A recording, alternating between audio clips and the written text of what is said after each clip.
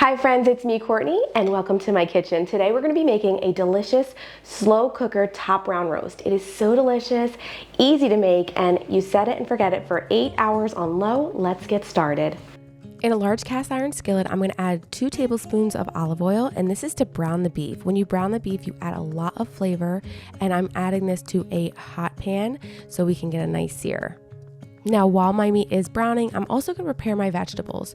We're going to do carrots, potatoes, and onions, and as you can see, I'm getting a nice sear on that top round roast. What I'm going to do is I'm going to quarter my onion and then quarter it again, so I'm getting not fourths but eighths. And if you have a family who doesn't really love onions like ours, you could just really dice them nice and fine, or even omit them, or using some other flavorings that you're not going to really miss them if you don't like onions. Then we're using some potatoes. These are not quite new potatoes. They're a little bit bigger. I had some really small potatoes in my bag this week. So what I'm doing is just cutting these in half. I'm using about 5. You don't even need to use them if you're going to be making a mashed potato, but my family really loves those potatoes that have the soaked in broth. Then we're adding some carrots. I'm using 4 carrots, and the reason I'm cutting them big is because I want them to hold up when I'm cooking in the crock pot for 8 to 10 hours. I don't want mashed carrots. I want them to really hold their shape and actually have a nice texture. So then I'm going to add the top round roast to the crock pot. Next, I'll be preparing the cooking liquid, which is 1 packet of dry onion soup mix, 1 tablespoon of beef bouillon. I used Better Than bouillon, 1 to 2 teaspoons of Lawry seasoned salt, 1 teaspoon granulated garlic, and 4 cups of water. Then I'm going to put all of that on top of the meat, put the lid on, and let it cook for 8 hours. And as you can see, it really all cooked down. The carrots still have a beautiful color because we kept them nice and chunky, and you can see all those onion pieces are really translucent.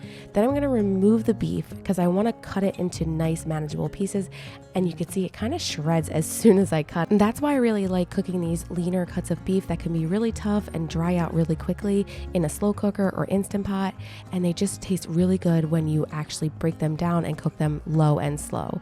What I'm going to do is return this meat to my crock pot, let it cook in that broth for a little bit since we just cut it up, and now you can expose the inside to more flavor, and I do that about 5 to 10 minutes before serving. So here is our slow cooker roast. It is falling apart.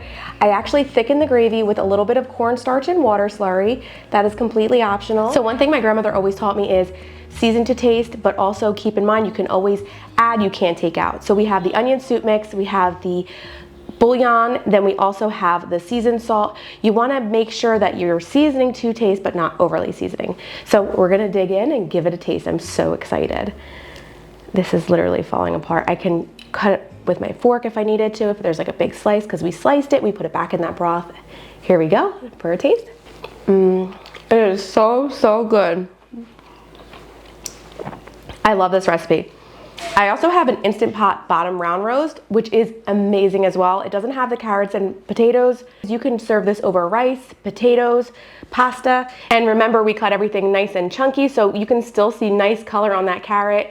In the Instant Pot, it gets a little bit mushier and like a little bit more dull. So I do prefer to make this in the slow cooker. It's just really flavorful, super good. All right, guys, I'm gonna go and enjoy this with my family. I hope you guys enjoyed this recipe. If you do, please consider subscribing. We'll have more recipes coming soon. Bye for now.